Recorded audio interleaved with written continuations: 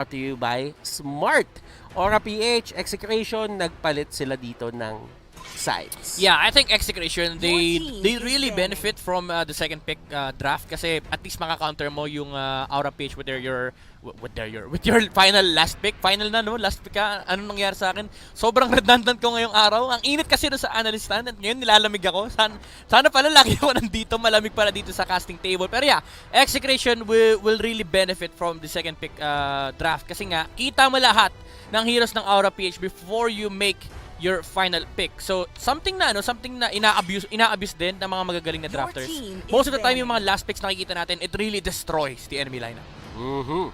Now, looking at the bans na meron dito for both of these teams, Diggy ayaw pa rin talaga pakawalan ng Execration kasi from hindsight, nakikita natin na Aura PH is one of those teams na talaga nag-utilize ng Diggy at mataas yung win rate nila doon. Yeah. Although not perfect, One loss. One loss. Kasi I think si Blacklist has 2 loss with the Diggy. Diba? So it's not perfect for the side of Aura PH. May mga times na nadapa din sila with that Diggy pick. Pero kung susumahin mo, mas marami pa rin yung panalo eh. So just take account for it. It's the best in the league right now. Yan. Aura starting off with a Ling. So kanina binan out nila to. Ngayon naman kinuha nila. Lord Hades, siya ang nabibigyan ng priority talaga. And I think for the side of Execration, safe ba na kumuha na sila ngayon ng isang jungle? I think so. Kasi nakita natin, Execration, di nila pinalusot yung Selena. Something na pwedeng in-expect ni Aura PH. Now, the first pick of Aura PH is between two heroes eh. It's either the Cho, which is lumabas na for Execration, or the Ling. Kasi kapag binigay mo yung Ling sa Execration, you'd be giving the best assassin of the patch kasi nga yung buff na dumating kay Ling, no, yung plus 40 damage, napakalaking impact noon pagdating sa early game. And KLVJ is a Ling specialist. Now, Execration kumuha sila ng Barats and Cho. So I'm expecting Aura PH to pick up a Lunox and something else dito sa side nila. Ano yung tingin mong slot dun sa something else na yun? Feeling ko ito na yun eh. Kasi kapag pinalusot pa nila yung Lunox, Execration might pick it. They have a good they have 2 good Lunox players, and the thing is kailangan mo ng subsidiary core. Subsidiary para kay Link kasi you already see the Cho and the Barats of Execration, 2 picks na alam mong directly answering the Link pick of our PH. Ano ba ibig sabihin ng subsidiary? Subsidiary ibang term, secondary core. Secondary core. So ibig sabihin, if ever man hindi kulang yung damage output dito ng Ling o hindi siya maging successful, i-supplement mo. So this is going to be a Lunox, and tama nga si Midnight, it's a secondary core para sa side ng Aura. Execration right now, given na dalawa na tong nakuha, and actually may sagot naman sila with sabihin natin with the Cho. I think Pakito is good, pero Kagura ang pinili ng Execration. I understand the idea kasi alam ni Execration na si Benny QT yung maglalaro ng Lunox. So as much as possible, you'd want to remove the Heroes of Greed once again, no? Wala nang Barats, okay? Wala nang Game 1 possibility, walang Matilda, walang Selena. Now, Aura PH is locked in with the Farsa. Either that or Natalia. So I understand perfectly the reason why they picked up the Kagura immediately for Execration. Pero again, Pakito is still up for contention between these two teams. Alam mo, ngayon tinitignan kong pabalik yung ginawa dito ng Aura PH. Parang handa talaga sila na lumabas yung Kufra ni Chakno nung game number 1 eh. Kasi yung mga bagay na i-formulate mo lang kung meron talagang sobrang galing na Kufra player dun sa likod. Ibibigay mo yon, ipapain mo siya, nung komportable na siya, tsaka mo siya binatuhan ng curveball, tsaka mo siya binatuhan ng distraction na, ay, may Barats pala kami. Pero feeling ko this time around, sabi ng Aura PH, ang galing. Ang galing mag-Kufra. Ban na lang natin. Well, kahit may Barats sila, hindi pala back siya, kahit may Barats sila. Natalunan ang dapat matalunan eh. Sabi ng Aura talaga yun, huwag na natin bigay. Imagine mo, second ban. Saka nakakita ng team na nagsa-second ban ng Kufra. Well, actually nga, nawala na nga yan sa kadar eh. Pero, hindi na nga pinipik eh. Hindi na nga pinipik ng kakamihan, halos, pero dahil lang sa isang Chakno, nakikita mo na sa second spot ng first phase banning for the side of Aura PH. Execration on the other hand, Angela naman ang tinanggal nila. Tapos si Aura, Lance ang ayaw nila ibigay kay Kiel. So pinipilit nila si Kiel na pumili ng ibang hero dito. Yep, they want to force Execration to play a marksman. Pero if they want to do that, they should ban out the Hayabusa. And ang ganda nung Natalia ban na. They're really forcing Greed to play the Farsa. Something na mas pabor sa kanila kasi meron silang panghuli and at the same time meron namang sustain with the Barats. And ang kailangan sila nang gawin dito is overwhelm Aura PH pagdating sa mid-game engagement. So they really need to force out Aura PH to pick the Farsa for Greed. Mas gusto nila yung Hayabusa. Oo. Kasi tinanggal nila yung Granger eh. And to be honest, Midnight, ngayon ko lang ito nakita, Granger, hindi siya napili sa first phase at naban siya sa pinaka-5th slot ng banning. Grabe, grabe yung flex ng dalawang team natin. Pero I get it na mahirap din kasi laruin yung Granger against, mahirap laruin yung laro ng Aura PH against a Granger even though you have a Ling. Number one, ang kayang gawin ng Granger is burst down Benedetta and Lunox before they push objectives here for the enemy side. And mas maganda na maglaro ka ng Lunox against Hayabusa kasi kapag nag-shadow kill yan, what you can do is Order of Brilliance. Nostra, ladies and gentlemen, Hayabusa nga ang pinili ng Execration. Mathematics. And it's not because nakita din talaga natin itong mangyayari. It's because pinilit or pinersa ng Aura PH na gamitin talaga to ng Execration. Kasi alam nila na hindi rin magiging maganda kung ipipilit nila yung Claude. And isa lang naman to sa mga possible piliin nila. And talagang nadikdik dito yung jungle ng Execration pero Aura PH Curveball na naman. Grid Lunox. Wow. Kilowash picking up that Alice and JP kinuha yung backshot. Now, hindi ko naman sinasabi na sila na yung gagamit niyan. Pero sila yung dalawang pumili kasi sila yung nasa last slot. Execration. Harith. Ano ang gagawin nila? Will they go for a Harith? I agree, Kelra could play the Harith. Yeah, this is an easy Harith game. Even though may Lunox, yung Aura PH, I think you're forgiven. You're given a pass to pick Harith here just because of the fact na nakaling Alice and Baksha yung Aura PH. It's really a good last pick for Execration if they want to go for it. Kasi ang ibang option lang nila dito is Esmeralda. Esmeralda or Harith. And they will go for a Harith. Ladies and gentlemen, antindi. We did not, guys, relax lang kayo. The connection. Hindi kami galing sa future, no? Hindi kami galing sa future ni Barats. Kyrie yun. Pero, magagaling na talaga yung drafters ng dalawang team. Given the idea na itong dalawang to nagtagisan ng talino and pinili naman nila yung mga heroes talaga na magiging beneficial para sa kanilang dalawa. Ngayon, may mga sagot yung Aura, may mga sagot yung Execration. Now, Midnight, if I'm going to ask you, since you are the analyst, sino ang nakalamang sa draft? Execration, hands down. This is probably the best draft of Execration I've seen in the tournament. It's two things. It directly answers Aura PH, and this is the first time that I've seen Aura PH try to adjust their draft not to get outdrafted, pero they still got outdrafted. Kasi kinerveball yung Lunox eh. Pero na-outdraft pa rin sila nung Harith last pick. So, both teams, may mga sagot-sagot sila dito. But remember, 50% of the battle is the draft. And the other 50%, nandoon sa Celestial Palace. This is game number 2, Aura PH versus Execration. If gusto tayong dali na Execration ng game number 3, kailangan nila manalo dito. Yep, they have the best chance this time around. The Hayabusa can easily snowball on the early game. Kasi pag tinignan natin yung heroes ng Aura PH early game, they have no early game movements aside from Kilowash trying to make rotations on the Benedetta. But again, looking at the side of Execration, they have the Barats and they have the Kagura. Tapos meron pa silang Cho na kayang tumulong din pagdating sa pickoffs. Kasi Chakno nandito na rin at pinipilit niya talagang kulitin unti-unti. And yung pagiging involved niya na ganyan, hindi naman niya talaga focus na nakawin yung purple. Ang gusto niya gawin doon is, yes, siguro manakaw yung purple, pero the main objective ng pagpunta niya doon is to force Lord Hades na gumamit ng retry. Yep, parang yung ginawa din ng Aura sa kanila nung game number... actually, Execration din pala gumawa nun nung game number 1. And the thing about this rotation from Chakno is it makes it sure na Aura PH ililish nila si Lord Hades kasi kung hindi nilish ni JP yung link kanina, ilang sipa yung aabutin ng Ling bago niya makuha yung purple buff.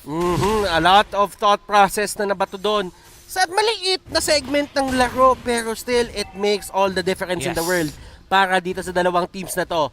Execration on the other hand, Kelra level 3 parehas rin ni Benny Cutie, and looking at the late game potential netong dalawang teams since may Alice din sa baba, may Harith din sa baba, ano nga ba yung tema or yung timing or yung pulso ng late game dito for these two teams? Honestly, Execration, yung timer sila dito is wait for the late game ni Harith. They don't essentially have to do anything on the early parts of the game kasi si Aura yung pwede mag-dictate nun. But again, nasabi natin kanina na medyo limited yung early game movement sila. That's why they need to force this one out. And I really like the lane choice here of Aura PH. Ang iniipit nila is yung gold lane kasi eto yung primary win condition ng Execration, the Harith. But, Butters, ang side effect nun is you're giving the other opposite side of the map to the Hayabusa. And then again, Midnight, ito lang yung sasabihin natin dyan. If ever dun kayo sa taas pumunta, mapapatay nyo yung Barats pero madami kayong resources na gagamitin. Yes, and that yes, also yes. means na yung objective ay hindi na din mapupunta sa inyo. Yep, that's why you're already seeing the gold going to the side of Execration. No? Even though 400 or 100 lang yan, the key element here is that Execration sila ang lamang sa late game. Yes, may lunok sila for the side of Aura PH against the Harith.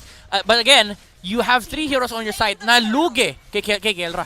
Ito yung napapansin ko, parang hindi talaga nagbibigay ng kahit anong priority dito yung side ng Aura sa pagdating ng first turtle. And right now, JP, napili siya ni KelVJ. The shurikens will come out, pero hindi enough yung marks para gawin yon. Yeah. And especially pag may forwards ka, hoy! Doon sa baba! Solo kill! Nakuha ng kill! Pero sabi ni Lord Hades, sige, susubukan kita ibawi. Chakno nandito sa may area. And Benny Cutie, wow, nakuhaan siya ni Kelra ng isang kill. That was a solo kill, ladies and gentlemen. Even though lugi naman talaga sa matchup, pagdating ng level 4, it actually changes. Kasi si Benny Cutie, ang kailangan niya lang gawin dito is clear the waves. Pero sabi ni Kelra, MVP ka 2 linggo Alam mo, eto na yung pinag-uusapan natin. Meron 2 Azure Blade si Harith. Oo. Bakit nga ba siya meron 2 Azure Blade dito? Kasi nagpo-proc yan, sabay. Kumbaga, ano yan, isipin nyo guys na individual items yan. Na kahit 2 yung bilhin nyo, hindi lang isa yung proc, kundi 2. And those 2 items can be converted into Calamity Reaper and Thunderbelt. Napakaganda nung huli ni KelVJ against Lord Hades. Shadow kill, shuriken, kahit tumalbog pa yun sa iba, doesn't even matter. KelVJ still got the kill. Yep. And alam mo, Butters, going back do sa Thunderbelt idea ni Kelra, it's actually good against Aura PH. Pero ang daming engagement dito, Butters! And wow! Yung plano ng Aura na pinipressure nila yung bottom lane, Execration answers it with their own pressure at mas naging successful sila doon. Yep, alam mo, sabi nila, ito pala primary win condition nyo, si Benny Cutie pala. Siya na lang, guguluhin namin kasi yung Barats sa may top lane, kahit namatayan, okay lang, wala silang pakialam. And ang daming nagamit na resources, as you can see, nagamit, actually, ilang ultimates yun? Apat na ultimates, just to take down Renjo. Barats yan. Ang ginagawa lang naman ng Barats, stay lane, keep the stacks. Pag nakuha niya na yung Guardian's Greaves, yung Guardian's Helmet, join the fights. Join the fight. M2 World Championship. Yup. Dito naman sa may turtle side, KelVJ, he's gonna try to get this turtle. At pinaproc niya yung mga shadows kasi meron din naman kahit paano damage dyan. Yep. Min-maxing kung anong meron ka doon sa may taas, may push na nagaganap, pantay na sila ng baba, 1-1 sila sa turrets. And looking at this, KelVJ, nakuha pa nila yung orange buff ni Ling. Oo, pero alam mo, efficiency yung ginagawa ni KelVJ. Yung pagkatapos yung turtle, makaka-shadow out siya. Oh, and look at that. Reset yung turret damage. Oh! At Greed napilitang umalis. At titingnan natin kung paano siya makakatakas dito. Eto Max, nasa area na din. Meron pa ba siyang brilliance para makatakbo? Yes, meron pa. Pero grabe yung rotation na ginawa dito na side ng Aura. Napakalayo niyan from coast to coast. Pero walang mangyayaring pick-off or walang mangyayaring fight. Yep. Alam mo na, ang lupit din talaga ni Kilowash. If it was any other player, they would have chased the Harith kasi alam nila na wala naman na Summon Force eh. Even though magko-cooldown yun, kayang-kaya niya patayin yun within the time frame. Pero kasi kakakita niya ng Kichakno. So iniisip niya na baka kahit habulin ko tong Harith, baka mapatay ko, pero mahuli naman ako ni Chakno. So there's a lot of risks involved there with the Benedetta trying to chase for the kill. So sabi ni Kilowash, disengage na lang ako. Okay, so Renjo nahuli, Chaos Darkening, ginamit lahat, binomba si Renjo. Sama mo na si Lord Hades, 0-3 si Renjo, pero ginagawa niya lang din yung trabaho niya talaga eh. Oo, alam mo, sabi ni Kelra dito, Renzo, trabaho mo rito, mamatay kasi kailangan ko mag-farm. And right now, KelVJ is trying to return the favor against Aura, pero lalaban pa rin ang Aura PH. Ang ganda na huli ni Benny Cutie Out! just in time. Eto Max, nagkahulihan na. Lord Hades goes down. KelVJ gets a kill on Benny Cutie. At ang daming nawawala dito sa side ng Aura. Pero sabi ng Aura PH dito, mas kumpleto kami. Make that a 3-for-2 trade in the favor of Aura PH. Pero ito, tignan mo yung trademark ni Kelra. Alam kasi ni Kelra kung kailan siya lalaban at kung kailan siya mababak. Ginamit yung Zaman Force to clear the wave in the middle lane. Pero ang primary answer ng Execration dito is just to farm. Pare, you're so konyo. I'm so konyo, pare. I'm so sorry. Konyo, pare. Look at this! 4.7k on both KelVJ and Kelra. Oh, nakuha yung turtle pero nasipa si Killwash. And Killwash will be the target. Kelra nakuha. Nakita mo yung pinipredict niya yung dash ni Benedetta. Sabi niya, dadash to dito eh. Well, kailangan yun talaga kasi tamaan. Yun yung isa sa mga downside ng Chrono Dash eh. Oo. Yes, maganda yung Chrono Dash, mabilis mag-cooldown, pero pag hindi mo natama, hindi rin mag-off cooldown. Pero yung talaga, yung Synchro Fissure, pinipredict niya kung saan dadaan si Killwash. Kaso masyado siyang pogi. Sabi niya, sige, tira ko na lang. Oh, yeah, well, nakuha niya naman yung kill. Yeah. Hindi naman nagmamatter kung na-predict niya o hindi as long as he gets the kill. Now, Benny Cutie. Grabe yung pressure sa kanya and looking at his score right now, 0-3-4. Oo, this is probably the hardest game for Benny Cutie in the entire tournament. We've been seeing the shutdowns on Aura PH, but we've never seen Benny Cutie shut down on his Alice. Right now, he's trying to recover yung nawala sa kanya sa bottom lane while Kelra is just completely snowballing. And again, the nature of this matchup, lamang ang Harit, Butters. Doon sa may baba, merong pick-off na nagaganap and Renjo, mapapa-flicker out lang siya. Nahuli siya nung Flowing Blood at nung root ng Alice. At sinamahan pa ng Chaos Darkening, pero dahil nga sa flicker siya ay mabubuhay. At marami ng buhay na nasalba ang flicker. Yep. Pero ngayon, nandito siya na naman. At siya na naman ang pinili. At siya na naman ang uulihin. And Renjo, mahuhuli siya ng Tempest of Blades. Pero still, the fact remains, ginamit mo pa rin yung Tempest of Blades. So that means, dito sa ginagawang push ng side ng Execration at doon sa gagawin nilang push sa taas, wala kang Tempest of Blades. Yeah, the thing is, Aura PH, they're getting what they can. Kasi ang problema, hindi rin nila kaya contest yung Hayabusa and yung Harit at this point. So Execration, they're happy with that. Even though ang nasasaktan dito is Renzo, no, yung item build-up ng kanyang sustain item might be delayed. But again, his job in this game is to sustain for his teammates. It doesn't matter if he dies or not kasi ang importante, mag-scale towards the late game ang Execration. Again, napag-usapan natin kanina, walang kailangan gawin ang Execration kundi mag-farm. Just have the items ready on KelVJ and Kelra. Oh! KelVJ, siya ang unang tutumba. JP, nahuli siya. Kelra dito, just unloading on the side of Aura PH. Greed, nahuli ni Eto Max. At Greed, matutumba. Nandito na si Killwash and look at that Electro Final Blow sa kita ng madami. Benny Cutie, ayaw na niyan.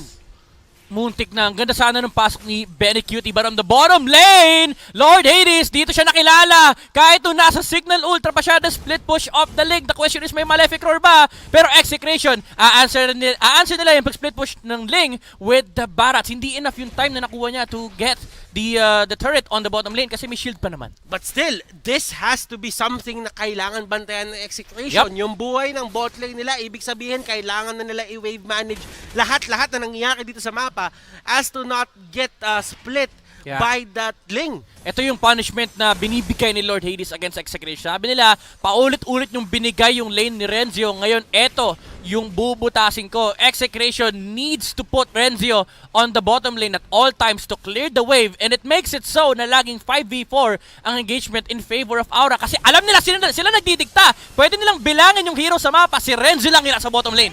And Renzo, primary target, wala siyang magagawa. Yan talaga yung trabaho niya. Pero Divine Glaive, nakuha na ni Greed. At merong away na mangyayari dito. 4v5 situation. And Greed! Nahuli ni Chaknu! Make that a 4v4. JP ang next na tutumba. Benny Cutie going in. Shadow kill. Kumapit kay Benny. Hindi siya makakatapos. Killwash goes down. Lord Hades nasa baba. Lord Hades nasa baba. At hindi niya na mapupush yan. Yeah, makiklear na ni Chakno yan. And ito yung sinasabi natin kanina, Butters, Execration, sabi nila, sige, pagpapatayin nyo si Renzo, ang papatay namin yung kakampi nyo. Kelra, with the deciding move, sabi niya, ilaban natin to. He was able to get the kill on Killwash. Mapapasag ata yung baba. Pasag yung baba, pero okay lang, Lord yung kapalit, Kuya Butters. At ito, no. Hindi nabasag. May minion. Hindi nabasag. Wala, kung previous patch to, basagin. Oh, pero still, it is what it is. Kamunti ka na yun. Oo. Kamunti ka na. Well, it was a great move din from Renzo na na-realize niya na, ay, teka, may minions pa pala. Kailangan ko bumalik doon. Teka guys, yung bot ko. Yung bot ko. Ngayon, yung side naman ng Aura, talagang inaano nila, sana meron tayong trade na makuha dito kahit nakuha nila yung Lord. I like the choice here by Kelra. He went for Calamity Reaper. Hindi niya tinapos yung Thunderbolt kasi alam niya na hindi naman siya kaya ng Ling. Feather, Oracle to sustain against the... Feather, Oracle na nagsama. Yung Oracle to sustain against the Lunox and the Holy Crystal. Para... Kasi ang different route dito is the Divine Glaive. Pero maganda yung Holy Crystal for the surge of the magic power during the Zaman Pool. And it's somewhat of a... it's a somewhat answer din indirectly. Oh! Para kay JD. Pero alam mo, nakita mo kung anong ginawa nila dito, Kelra. Just letting his talent show dito sa game na to. At si Ling nandun. Nandun na naman siya, pumunta siya doon para mag-recall. Ang layo ng minion wave. Sabi niya, teka, ang layo pala. Hindi ko pa pala, kailangan ko na umalis dito. Awit sa inyo, pre. Awit, Lods. May nag-call kasi, uy, Lord Hades, push mo yung bot. Pagdating niya, pre, wala namang minions, pre. Wala namang awit sa'yo. Awit sa'yo. Idolo. Alam mo, Butters, Execration dito, naghihintay na lang sila. Probably the next Lord, pero kaya nilang i-take yung natitirang dalawang towers ng Aura PH. Pero again, the next Lord is gonna be the main point of contention for these two teams. The problem is, for Aura PH, there's no real way for them to actually contest against Execration because of the existence of the Barats. Lord Hades, yung energy niya, may energy gap. Pero dahil yan, wala siyang purple buff dito. Wala siyang purple buff eh. Oh, wala siyang purple buff. Kulang, energy gap. Alam mo na, next. Kailangan maglaro ka ng champion way. Mga champion mga kasama mo eh. Energy gap, di pwede. Pag ano ka, may champion way ka, kahit wala kang purple buff. Start your day the champion way. Nice one. No need purple buff. No need purple buff. Pero kasi kailangan mo yun eh. Kasi energy is key. Oo, tama. Actually, pati si di ba? Pati si Hayabusa. Oh, energy is key. Dapat champion way eh. Start your day the champion way. Pero champion na si LVG. Kaya lakas niya rito. Oy! Speaking of champions, Lord Hades, takbo! Hindi niya kayang patayin si Etomax. Nagtatatakbo, parang akyat bahay, ladies and gentlemen. And Lord Hades, wala siyang magagawa. Kailangan niya pihitin talaga yung Tempest of Blades. And that is another opening na pwedeng gamitin ng Execration sa sarili nilang pagkuha ng fights. Walang Tempest of Blades, pwede tayo lumaban. Yep. 70 seconds. The condition now for Execration is to freeze the lane. Prevent Aura PH from getting the resources that they want. Nasipa! Nahuli! Nasipa! Walang Tempest of Blades. Ito yung sinasabi nating opening midnight. Grabe! Chaknu! With a Chak Mamba! Sabi niya sa mga kampi niya, pre, walang lipad to, pre! And I think yun talaga yung mismo mong naging call. Oo! Walang lipad to, pre! Walang lipad to, pre! Tara, go natin! And this looks like something Execration has dreamt about dito sa game number 2 na to. All turrets, well, not all turrets, but 2 out of 3 turrets are down sa side ng Aura base. And Execration, may freedom sila magpapasok na sa base ng Aura PH if ever they want to. But the fact remains, auto-push na yung mid at yung bot. Yeah. Oy, grabe. Si Kelra, binenta niya isang Nimble Blade, hindi niya tinapos yung Thunderbolt. He went for the Athena. Kasi alam niya na ang papatay sa kanya dito is si Lunox, pati na rin si Alice. Yung Azure Blade. Yung Azure pala. Yung Azure, yung Nimble. jungle yun. Kulay white yun. Yung Azure Blade, yung kulay blue. Yan. Yan si Lord. Ito na si Lord. Si Lord Hades, nandito na naman sa baba. Ang daming Lord, no? Uy, alam mo, ito lang yung tinitignan ko dyan kung paano talagang makakahuli na naman dito si Chucky. Uy, grabe naman yung flickering. Pero flicker yun. Na-burn. Flicker ang na-burn. But then again, since mobile naman ang isang JP with the backshot, pwede na lang siya gumulong papasok ng laban. Yeah. Although, wala siyang extra mobility para makatakas doon sa fights. That's gonna be a problem against the Haret, no? Kasi kapag nakulong kayo sa Zaman Force, kahit pa sabihin natin makagulong ka, ang daming ways for Execration para pigilan yung paggulong ni Baksha. Oy! Chakno! My goodness, with the flicker! Nahuli si Grid! Chakno, what a player! Legit 100%! Yung mga bagay na ginagawa niya dito is making all the difference para sa side ng Execration and your order of brilliance.